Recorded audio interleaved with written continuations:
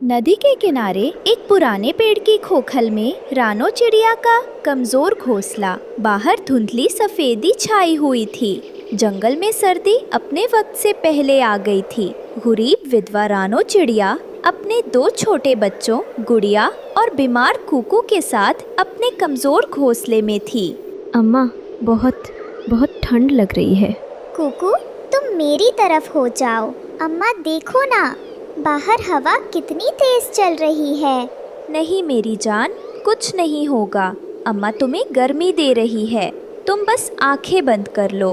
सुबह का घना कोहरा। रानो चिड़िया कालू कौवे के मजबूत घोंसले के किनारे बैठी हुई थी। सुबह हुई लेकिन सूरज नहीं निकला। रानो बच्चों के लिए दाने और गर्मी के लिए सूखी लकड़ी ढूंढने निकली। उसे कहीं कुछ नहीं मिला तो वो मदद के लिए कालू कौवे और गोरी कौवे के पास पहुंची। दोस्तों, ये रहे हमारी आज की वीडियो के प्यारे सब्सक्राइबर्स और फॉलोअर्स के नाम। खुशबू परवीन, मुस्कान शेख, दीपिका, मनीता ठाकुर, प्रियंका गौतम। जो नहीं चुने गए, चिंता मत करो, अगली बार तुम भी बन सकते हो जंगल के सुपरस्टार। दोस्तों, अगर आप भी चाहते हैं मैं आपका नाम अपनी कहानी में लूं, तो देर किस बात की, जल्दी से कमेंट करके अपना नाम हमें भेजें। कालू भाई, गोरी बहन, घोंसले में खाने को दाना नहीं है। बच्चे भूख और ठंड से बेहाल हैं। मेरा कुकू बहुत बीमार है।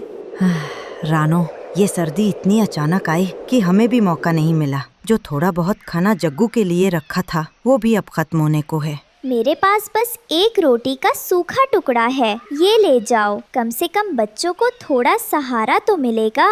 रानो अपने घोंसले पहुंची तो कुकू ठंड से बेसुध हो रहा था और उसे तेज बुखार था। रानो फिर मदद की तलाश में निकली और हरिया तोते के घर हाफते हुए पहुंची। हरिया भाई, मेरा कुकू वो ठंड से मर रहा है। आग जलाने के लिए कुछ। रानो बहन, हम खुद बड़ी मुसीबत में हैं। हमारा मिट्ठू भी रात से बेसुध है। तभी बंटी कबूतर भी वहाँ आ पहुँचता है। रानो, हरिया भाई, कुछ सोचना होगा। मेरा बेटा बिट्टू भी ठंड से नीला पड़ गया है। हम सब बेबस हैं। हरिया भैया, लगता है ये बर्फीला तूफान हम सबके बच्चों के लिए बहुत खतरनाक है। रानो को एहसास हुआ कि ये पूरे जंगल के बच्चों की कहानी है। फिर सब पक्षी उल्लू बाबा की खोखल में जमा हुए थे। उन्होंने उल्लू बाबा को अपनी सारी परेशानी बताई। उन्होंने बताया कि ये 10 साला तूफान है और बचने का एक ही तरीका है, गर्मी। लेकिन उन्होंने एक और बुरी खबर दी। बाबा, हमारे बच्चे मर रहे हैं। इस सर्दी से बचने का कोई उपाय बताइए। ये कोई मामूली सर्दी नहीं है रानो, और मैंने आज सुबह उस मनहूस शिकारी चील को नदी के उस पार काली पहाड़ी पर मंडराते देखा है। उल्लू बाबा ने सबको फौरन अपने घोंसलों में लौटकर छुप जाने की चेतावनी दी। रानो अपने घोंसले से बाहर हो रहे हमले को देख रही थी। सारे पंछी डर के मारे लौट गए और फिर वही हुआ जिसका डर था। विशाल शिकारी चील ने हमला कर दिया। उसका मकसद बच्चे उठाना नहीं, बल्कि गर्मी का सामान छीनना था। बहुत ज्यादा सर्दी है, मुझे कुछ गर्म चीजों की जरूरत है। आहा, मिल गई, वो रही लकड़ियाँ। ये कहकर चील लकड़ियाँ उठा लेता है। नहीं, मेरी लकड़ियाँ छोड़ दे जालिम। छोटे पक्षी, तू अपने आप को क्या समझता है? तू मुझे रोकेगा? तेरी इतनी औकात। चल निकल यहाँ से। चील ने कालू कौवे के घोंसले से सूखी लकड़ियाँ और हरिया तोते की खोखल से सूखी घास नोच ली। तुम सब कीड़े मकोड़े यहीं सड़कर मर जाओगे। इस जंगल की गर्मी अब सिर्फ मेरे पास है। चील सब कुछ छीनकर काली पहाड़ी की तरफ उड़ गया। बर्फबारी शुरू हो गई थी। कुकू अब लगभग बेजान पड़ा था। मेरी जान कुकू, क्या हो गया बेटा तुम्हें? अपने आप को संभालो, मैं हूँ ना। मैं तुम्हें कुछ होने नहीं दूंगी। मैं जानती हूँ मुझे क्या करना है। रानो ने मौत के मुंह में जाने जैसा एक आखिरी फैसला किया। चील की जलाई आग से एक चिंगारी लाना। नहीं अम्मा, वो आपको मार डालेगा, मत जाओ। अगर मैं नहीं गई तो कुकू सुबह का सूरज नहीं देख पाएगा। अम्मा को अपने कुकू के लिए ये जंग लड़नी ही होगी। रानो बर्फीले तूफान में काली पहाड़ी की तरफ उड़ चली। चट्टान के पीछे उसे कालू, हरिया और बंटी मिले। रानो, हम आ गए। जब जंग बच्चों की जिंदगी की हो तो कोई माँ बाप पीछे नहीं हटता। हम सब मिलकर इस जालिम का मुकाबला करेंगे।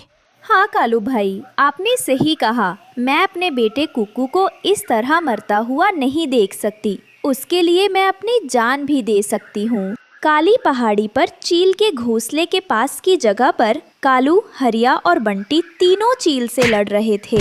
ओ दुष्ट चील, हम तुझे छोड़ेंगे नहीं। हम तुझे अपने बच्चों की जिंदगी के साथ खेलने नहीं देंगे। तीनों पंछी जोर से चीखते हुए चील पर हमला कर देते हैं और आसमान में भयानक जंग छिड़ जाती है। उनका मकसद चील का ध्यान भटकाना था। रानो, जाओ, फौरन जाओ, हम इसे रोके रखेंगे।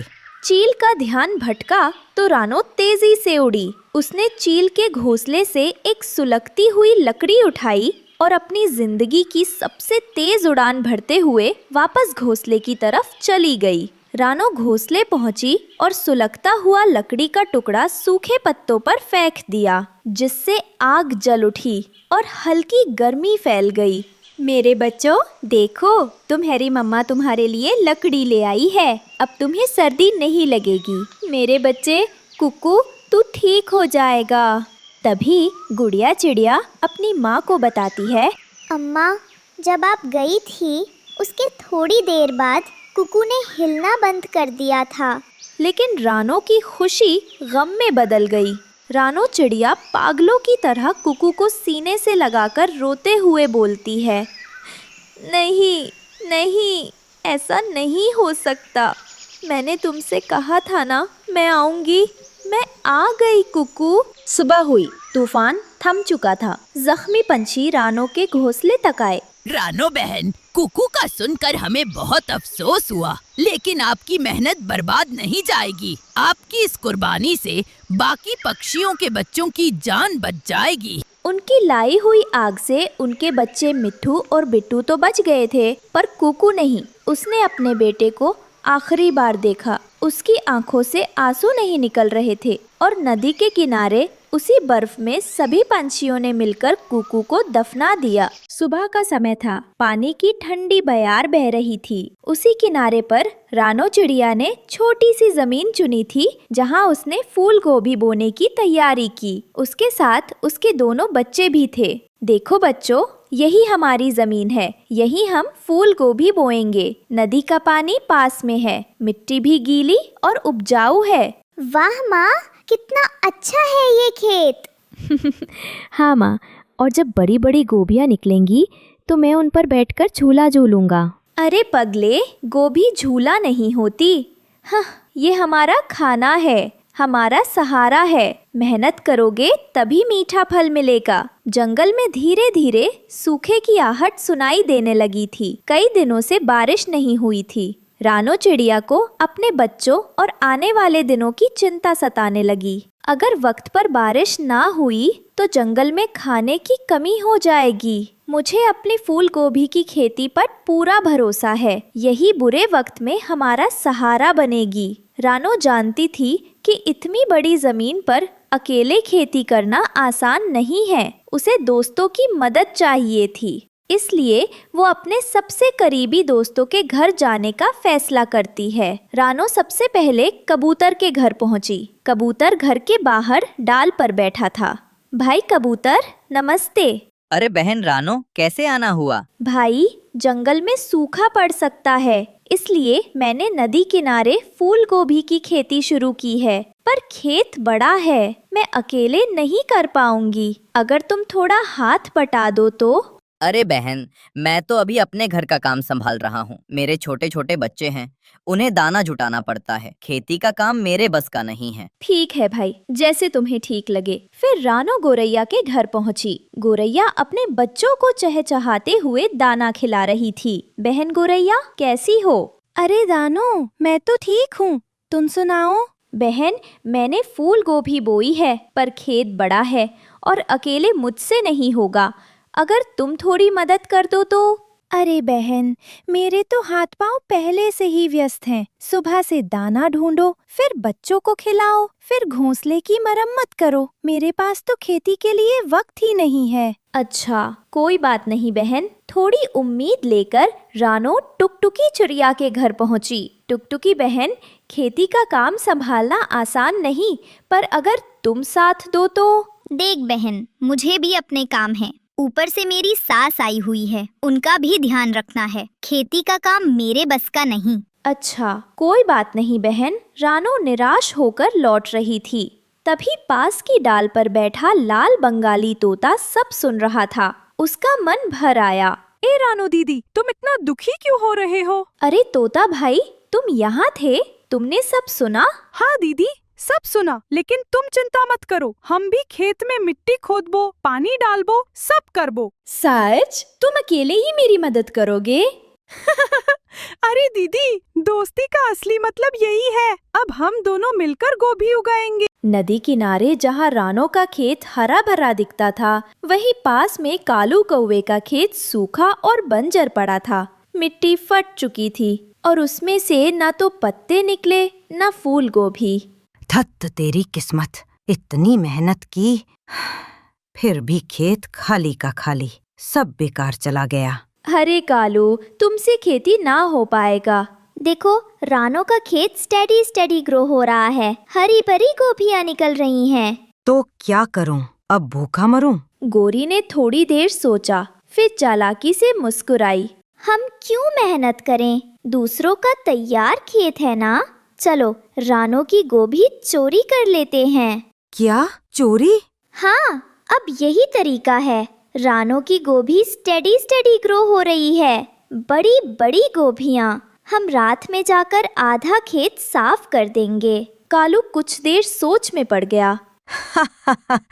तो तय हो गया, रात होते ही हम रानो की गोभी चुराएंगे।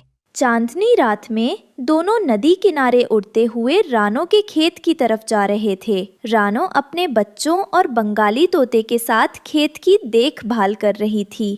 चलो बेटा, पानी डाल लो और पत्तियों पर ध्यान रखना। माँ, मेरी गोभी बड़ी हो रही है। देखो, हरी हरी पत्तियाँ। तभी लाल बंगाली तोता एक तरफ बैठकर आसमान की ओर झांकने लगा। उसकी आंखें थोड़ी चौकस हो गईं। दीदी, हमरा कुछ तो गड़बड़ लगता है। देखो वहाँ पे। अरे हाय, दो परछाइयाँ धीरे धीरे हमारी खेत की तरफ आ रही हैं। कौन? कहाँ? दीदी, वही कालू कौवा और गोरी। देखो देखो, धीरे धीरे हमारी गोभी के पास आ रहे हैं।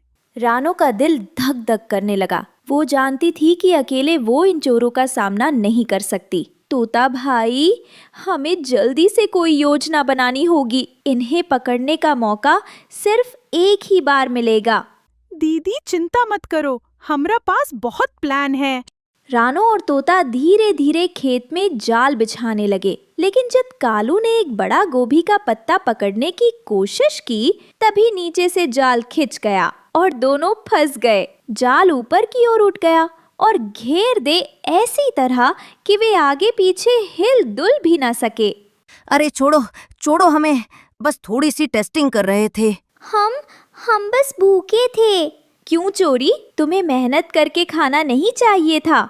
तुमने हमारी मेहनत को चुराने की कोशिश की। रानो दीदी, हमको माफ कर दो, हमें पछतावा हो रहा है। हम आगे से ऐसा नहीं करेंगे। ठीक है, तुम माफ तो कर रही हूँ, पर एक शर्त पर।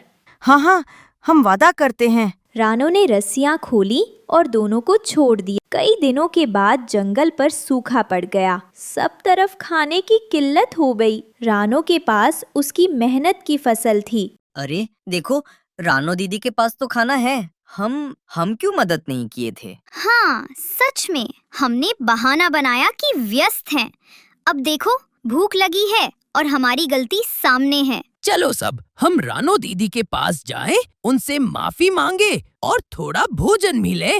जैसे ही सभी पक्षी रानो के खेत के पास पहुँचे, अचानक एक तेज हवा का झोंका आया। कालू कौवा भी भूख की आस में वहीं आया। उसने सोचा, अगर रानो की फसल मिल गई तो उसका पेट भर जाएगा। रानो, कुछ गोभी मुझे दे दो, मेरी पत्नी घर पर भूखी है। पर तभी एक बड़ा पेड़ जो खेत के पास हिल रहा था, हवा की ताकत से गिरने ही वाला था। सभी जल्दी, पेड़ गिरने वाला है। सभी पक्षी तुरंत दौड़े और पेड़ को दूसरी ओर गिरा दिया। रानो की फसल बच गई। आप सबने मिलकर मेरी फसल बचाई। सच में मैं आप सबको माफ करती हूँ, और हाँ, आप सभी को भोजन भी मिलेगा। तो प्यारे दोस्तों, इस कहानी से हमें यही सीख मिलती है कि दूसरों की मदद करना और साथ देना हमेशा जरूरी है। रानो चिड़िया और मानो चिड़ा अपने परिवार के साथ हंसी खुशी रहा करते थे। मानो चिड़ा अपने घर के बाहर गाय का दूध निकाल रहा था। रानो, मैं जंगल में दूध बेचने जा रहा हूँ, दोपहर को गाय को पानी पिला देना। ठीक है, आप चिंता ना करें, मैं कर लूँगी। हाँ, याद आया, आते हुए चावल भी ले आइएगा। बच्चे कह रहे थे कि आज मटर वाले चावल खाने हैं। मानो चिड़ा अपने घर से दूध की बाल्टियाँ लेकर जंगल की तरफ चला जाता है। सब पक्षी अपने अपने घरों के बाहर बाल्टियाँ लेकर खड़े थे। दूध ले लो, दूध, खालिस दूध ले लो। मानो चिड़ा एक पेड़ के नीचे बाल्टियाँ रखता है और आवाज लगाता है। थोड़ी ही देर में उसके पास पक्षियों की भीड़ लग जाती है और थोड़ी ही देर में उसका सारा दूध बिक जाता है। एक बूढ़ी फाख्ता मानो चिड़े के पास आती है। बेटा, मुझे 1 किलो दूध दे दो। माँ जी, माफ कीजिएगा, दूध तो खत्म हो गया। बेटा, तुम एक गाय और क्यों नहीं रख लेते? अगर तुम एक गाय और ले लो तो कोई पक्षी भी खाली हाथ ना जाए। माँ जी, मुझे भी अच्छा नहीं लगता जब कोई पक्षी खाली हाथ घर जाता है। मानो चिड़े का दूध खालिस होता था। वो दूध में बिल्कुल भी पानी नहीं डालता था। दूध बेचने के बाद मानो चिड़ा घर वापस जाता है। रास्ते में तोते की दुकान से चावल लेता है। तोते भाई, मुझे 1 किलो चावल दे दो। ये ले मानो भाई, क्या आज घर में खिचड़ी बन रही है? नहीं, बच्चे कह रहे थे कि आज मटर वाले चावल खाने हैं। मानो चिड़ा चावल लेकर घर चला जाता है। पापा आ गए, पापा आ गए। पापा तो आज चावल भी लाए हैं। हाँ, क्यों ना लाता, आज मेरे बेटे का चावल खाने का जो दिल कर रहा था। ये लो रानो, जल्दी जाओ और चावल बना लाओ। रानो चिड़िया चावल लेती है और रसोई में चावल बनाने लगती है। थोड़ी ही देर में चावल बन जाते हैं और वो सारा परिवार मिलकर चावल खाते हैं। रात हो जाती है और वो सब सो जाते हैं। अगले दिन मानो चिड़ा जब गाय का दूध निकाल रहा था तो वो अपनी पत्नी रानो चिड़िया से कहता है, रानो, मुझे फाख्ता माँ कह रही थी कि हम एक और गाय ले लें। मैं भी सोच रहा हूँ कि एक और गाय ले ही लेते हैं। बहुत से पक्षी खाली बर्तन ही वापस लेकर जाते हैं क्योंकि दूध कम होता है। सब पक्षियों को दूध नहीं मिलता। हाँ, आपकी बात तो ठीक है। इस तरह हमारा कारोबार और भी बढ़ जाएगा। आप ऐसा करें, आज ही जाकर गाय ले आए और दूध मैं बेच आती हूँ। फिर रानो चिड़िया दूध बेचने चली जाती है और मानो चिड़ा गाय लेने चला जाता है। मानो चिड़ा सीधा चाचा छमछम के पास जाता है। चाचा जी, मुझे एक गाय दे दें जो सेहतमंद हो और अच्छा दूध देती हो। हाँ, मेरे पास एक गाय है जो बहुत सेहतमंद और खालिस दूध देती है। उसके साथ उसका एक बच्चा भी है। मानो चिड़ा गाय और उसका बच्चा लेता है और अपने घर की तरफ चलता है। रास्ते में तेज हवाएं चलना शुरू हो जाती हैं। जंगल में तूफान आ जाता है। मानो चिड़ा जल्दी से गाय को लेकर अपने घर पहुंचता है। आगे आप, बहुत खूबसूरत गाय है। मानो चिड़ा जब देखता है तो गाय का बच्चा तो साथ था ही नहीं। गाय का बच्चा कहाँ चला गया? रानो, मैं गाय के बच्चे को लेकर आता हूँ। मानो जी, इतने तेज तूफान में आप कहाँ जाएंगे? आप चिंता ना करो, आप घर जाओ, मैं जल्दी ही बच्चे को लेकर आ जाऊँगा। मानो चिड़ा जल्दी से उड़ता है और जंगल की तरफ निकल जाता है। घने जंगल में गाय का वो बच्चा एक बड़ी गाय के साथ खड़ा हुआ था। मानो चिड़ा उसके पास जाता है। गाय, क्या तुम भी इस बच्चे की तरह जंगल में गुम गई हो? तुमने इस बच्चे की हिफाजत की, मैं तुम्हारी करूँगा। मानो चिड़ा गाय के बच्चे के साथ उस बड़ी गाय को भी घर ले जाता है। ये क्या, आप तो बच्चे को लेने गए थे और ये बड़ी गाय आपको कहाँ से मिली? फिर मानो चिड़ा रानो चिड़िया को सारी बात बताता है और वो उस बड़ी गाय को छपड़े के नीचे बांधकर घर के अंदर चले जाते हैं। अगली सुबह जब मानो चिड़ा गाय का दूध निकालता है तो दूध पहले से ज्यादा होता है। वो सब खुश हो जाते हैं। जब वो तीसरी गाय का दूध निकालने लगता है तो दूध अपने आप निकलने लगता है और बाल्टी भर जाती है। मानो चिड़ा ये देखकर हैरान हो जाता है। वो दूसरी बाल्टी रखता है, वो भी भर जाती है। रुक जाओ। मानो चिड़े के ऐसा कहते ही दूध आना बंद हो जाता है। मानो जी, मुझे ये कोई जादुई गाय लगती है। हाँ, मैं एक जादुई गाय हूँ। मैं हमेशा सिर्फ उन्हीं पक्षियों को मिलती हूँ जो ईमानदार, सच्चे और मेहनत से काम करने वाले हों। मैं आपको वो सब दूंगी जो आप मुझसे मांगोगे, धन दौलत, पैसा, फल, सब कुछ। कालू कौवा दूध लेने आया हुआ था। वो पेड़ के पीछे खड़ा ये सब देख रहा था। वो दूध लिए बिना ही अपने घर की तरफ वापस चला जाता है। कालू जी, आप दूध नहीं लाए। कालू कौवा गोरी को सारी बात बताता है। कालू जी, आज रात हम उस गाय के पास जाएंगे और उसे ढेर सारा सोना लेकर आएंगे। रात हो जाती है। कालू कौवा और गोरी कौवी अपने घर से निकलते हैं और रानो चिड़िया के घर की तरफ जाते हैं। कौवे गाय के पास जाकर गाय से कहते हैं, गाय गाय, मैं सागर वाले जंगल से आई हूँ। वहाँ के पक्षी बहुत भूखे हैं। क्या आप मुझे उन पक्षियों के लिए थोड़े से फल दे देंगी ताकि मैं उन्हें जाकर खिला सकूं? हाँ हाँ, ज़रूर। मैं हर गरीब की मदद करती हूँ। गाय के मुंह से तेज रोशनी निकलती है और ढेर सारा फल कौवों को दे देती है। कौवे ढेर सारा फल देखकर खुश हो जाते हैं। गोरी, जल्दी से सोना भी मांग लो, फिर हम अमीर हो जाएंगे। हाँ हाँ कालू जी, मैं अभी मांगती हूँ। गाय गाय, मुझे ढेर सारा सोना भी दे दो। मुझे सोने के गहने, हार और बालियाँ बहुत पसंद हैं। लालच करने वाले पक्षियों को मैं सजा देती हूँ। भाग जाओ यहाँ से। मोटी गाय, दे दे थोड़ा सोना। तुम्हारा क्या चाहता है? गोरी, ये ऐसे नहीं मानेगी। कालू पास पड़ी लाठी उठाकर गाय के जोर से मारता है। गाय को गुस्सा आ जाता है और वो दोनों कौवों को पेड़ से बांध देती है और लाठी से उनकी खूब पिटाई करती है। बचाओ, बचाओ, बचाओ, बचाओ। गोरी और कालू की आवाज़ें सुनकर मानो चिड़ा और रानो चिड़िया घर से बाहर आते हैं। गोरी और कालू, तुम यहाँ क्या करने आए हो? मानो और रानो चिड़िया सब समझ जाते हैं। गोरी और कालू, तुम कभी नहीं सुधरोगे। अब लटके रहो यहाँ। रानो, बस एक बार हमारी जान बचा दो।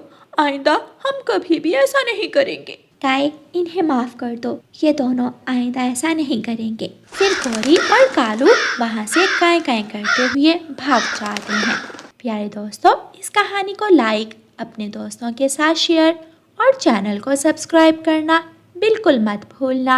आपका धन्यवाद। एक सुंदर से हरे भरे खेत के बीच एक छोटे से मटर के खेत में रानो चिड़िया अपने दो बच्चों गुड़िया और कुकू के साथ रहती थी। उनका प्यारा मटर का घर मटर के दानों से बना था। हर सुबह रानो चिड़िया अपने बच्चों को खेत की देखभाल करना सिखाती। देखो मेरे प्यारे बच्चों, ये छोटा सा खेत हमारा संसार है। ये मटर की बेलें सिर्फ हरी पत्तियां नहीं है, बल्कि हमारी मेहनत और उम्मीदें भी हैं। अगर हम प्यार से इनकी देखभाल करेंगे तो ये हमें मीठे मीठे दाने देंगे और जब हम उन दानों को अपने दोस्तों के साथ बांटेंगे तभी हमें असली खुशी मिलेगी मेरे बच्चों।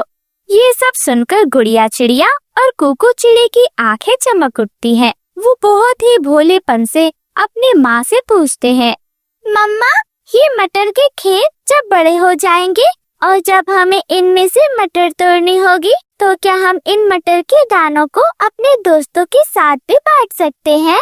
हाँ मेरे बच्चों, आखिर हम इतनी सारी मटर अकेले थोड़ी ना खा पाएंगे, इसलिए हम अपने दोस्तों के साथ भी बांट सकते हैं। मम्मा, मैं सबसे मीठे मटर के दाने चुनूंगी और अपनी गुड़िया जैसी सहेलियों को खिलाऊंगी। वो सब कहेंगी कि गुड़िया के खेत के मटर तो सबसे मीठे हैं। और मम्मा, मैं तो सबसे पहले तोता अंकल को दूंगा। तोता अंकल हमेशा कहते हैं कि कुकू बड़ा होकर बहादुर बनेगा। मैं चाहता हूँ कि वो खुश हो जाए।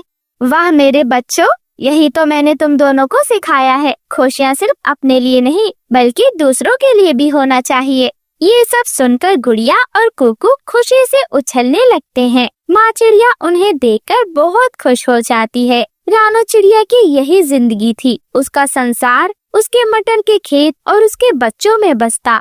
ऐसे ही एक सुबह रानो चिड़िया ने अपने बच्चों के साथ काम शुरू किया। मिट्टी को कुरेदा, बीज बोए और आसमान की ओर देखा। धरती माँ, आप अपने आंचल में इन बीजों को संभाल लेना और आसमान भैया अपनी ठंडी बूंदें भेज देना। हर छोटा दाना खुशियों की मिठास लेकर लौटेगा। ऐसे ही दिन बीतते गए लेकिन बारिश ही नहीं हुई। खेत की मिट्टी सूखने लगी, मटर के पौधे मुरझाने लगे। रानो चिड़िया को चिंता होने लगी। मम्मा, मटर क्यों नहीं उग रहे? क्या हमारी मेहनत बेकार चली जाएगी मम्मा जी? मम्मा, क्या बादल हमसे नाराज हो गया है? क्या उन्होंने हमें भुला दिया है? अगर बारिश नहीं हुई तो हमारा मटर का घर तो टूट जाएगा मम्मा। रानो चिड़िया बहुत परेशान थी लेकिन वो अपने बच्चों को समझाते हुए कहती है, नहीं मेरे बच्चों, मेहनत कभी बेकार नहीं जाती। लेकिन शायद इस बार हम खुद जाकर बादलों से बात करेंगे। अगर दिल सच्चा हो तो आसमान भी सुन लेता है। और फिर रानो चिड़िया ने अपने दोनों बच्चों को पेड़ की छांव में बैठाया और आसमान की ओर उड़ चली। बहुत ऊपर जाकर एक गोल मटोल सफेद बादल दिखा, बबलू बादल। रानो चिड़िया उड़ते उड़ते थक चुकी थी। कृपया मेरी गुहार सुनो, मैं रानो हूँ, वही जो छोटे से मटर के खेत में रहती है। अरे रानो, तुम यहाँ इतनी ऊंचाई पर? बताओ बहना, इतनी दूर उड़कर क्यों आई हो? भैया, मेरे बच्चों ने अपनी नन्ही नन्ही चोंच और नन्हे नन्हे परों से बीज बोए हैं। दिन रात मेहनत की है लेकिन बारिश ही नहीं हो रही। मिट्टी सूख गई है, उनके छोटे छोटे दिल टूट रहे हैं। बादल भैया, क्या तुम थोड़ी बारिश कर सकते हो ताकि उनकी मेहनत रंग ले आए? रानो, तुमने मुझे अपनी मासूमियत से जीत लिया। बच्चों का प्यार और माँ की मेहनत देखकर मेरा दिल पिघल गया। मैं अभी तुम्हारे खेत में बरसता हूँ। और फिर बादल रानो चिड़िया के साथ उसके खेतों की ओर चल दिया और फिर झूम झूम कर बरसा। खेत भीग गया, मिट्टी खुशबू से भर उठी। बच्चे खुशी से नाचने लगे। मम्मा, मम्मा देखो, बारिश आ गई। अब तो मटर उगेंगे, बहुत मजा आएगा, खेत हरे भरे हो जाएंगे। बबलू अंकल तो सबसे अच्छे हैं। बबलू बादल अंकल, हम आपका एहसान कभी नहीं भूलेंगे। और ऐसे ही रानो चिड़िया का खेत बिल्कुल हरा भरा हो गया। मटर की फलियां लटक गईं। रानो का घर फिर से खुशहाल हो गया। मटर के बीज, बच्चों की मुस्कान, खुशियां बांटे, यही है पहचान। वहीं दूसरी ओर नदी के उस पार एक जंगल था जहाँ कालू कौवा और भुल्ला चील रहते थे। उनका साथी भूरा कौवा था। वो तीनों डाकू थे। कई महीनों से उनके जंगल में बारिश नहीं हुई थी। पेड़ भी सूखे पड़े थे। भूख से सब बेहाल हो रहे थे। अरे कालू भाई, अब तो भूख से जान निकल रही है। हमने हर जगह ढूंढा लेकिन एक दाना भी नहीं मिला। अगर ऐसे ही रहा तो हम सब जल्द ही खत्म हो जाएंगे। अरे नहीं नहीं, हम खत्म नहीं होंगे। हमें कुछ करना होगा। हम जंगल के सबसे चालाक पक्षी हैं और अगर हमें अपने लिए खाना चाहिए तो हमें रास्ता निकालना पड़ेगा। अरे अरे, मेरी बात गौर से सुनो। मैंने देखा है नदी पर, वहाँ एक छोटी सी चिड़िया का खेत है। वहाँ तो मटर की बहार लगी है। हर बेल पर फलियां लटक रही है। क्या सच में? तो फिर देर किस बात की, आज रात ही वहाँ चलेंगे। हाँ हाँ, लेकिन याद रखना, हम चुपचाप जाएंगे। रानो को भी पता नहीं चलेगा। मेहनत उसकी होगी और मजा हमें मिलेगा। ऐसे ही रात का गहरा अंधेरा हो जाता है। तीनों चुपचाप खेत की ओर बढ़ते हैं लेकिन रानो चिड़िया सतर्क थी। उसे अजीब सी सरसराहट सुनाई देती है। गुड़िया बेटी, कुकू बेटे, मुझे कुछ अजीब लग रहा है। तुम दोनों घर के अंदर ही रहना, मम्मा बाहर जाकर देखती है। और फिर रानो चिड़िया घोंसले से बाहर आ जाती है। कौन है वहाँ? कौन है जो मेरे खेतों के पास चुपचाप घूम रहा है? कौन है मेरे खेतों के पास चुपचाप घूमने वाला? रानो बहन, हम हैं। हम भूखे हैं रानो। तुम्हारे खेत में बहुत मटर हैं। हमें भी खाने का हक है। रानो बहन, हमें माफ करो। हम सचमुच परेशान हैं। कई दिनों से एक दाना नहीं मिला। पेट की भूख हमें यहाँ खींच लाई है। भाइयों, मेहनत मैंने की है और चोरी करना तो सही नहीं। अगर तुम प्यार से मांगते तो भी मैं मना नहीं करती, लेकिन चोरी करके खाना ये तो ठीक नहीं है ना। और फिर रानो चिड़िया अपने मटर के खेत से कुछ मटर तोड़ती है और उनको दे देती है। रानो बहन, तुमने हमारा दिल जीत लिया। हम मानते हैं चोरी करने से पेट तो भर सकता है, लेकिन आत्मा खाली रह जाती है। अगली बार हम भी मेहनत करेंगे और दाना नहीं चुराएंगे। अगर कुछ नहीं हुआ तो मांग कर खाएंगे। उस दिन रानो और नदी पार के पक्षियों में दोस्ती गहरी हो गई। जब भी मटर उगते रानो चिड़िया सबको बुलाती, और जब जंगल में फल लगते कालू कौवा, भुल्ला चील और भूरा कौवा वो रानो चिड़िया और उसके बच्चों को दावत पर बुलाता और मीठे मीठे फल खिलाता। मम्मा, ये मटर का घर सिर्फ हमारा नहीं बल्कि हम सबका है। हम सब दोस्त है ना? मम्मा, दोस्ती ही सबसे बड़ी दौलत है। हाँ मेरे बच्चों, और इस तरह रानो चिड़िया का मटर का घर प्यार, समझदारी और दोस्ती का प्रतीक बन गया। इस कहानी से हमें सीख मिलती है, मेहनत, सच्चे दिल की दुआ और बांटने की भावना से ही सच्ची खुशियाँ मिलती हैं। जब हम सहयोग करते हैं तो हर घर मटर का घर बन जाता है। प्यार और दोस्ती से भरा। आप सभी का धन्यवाद।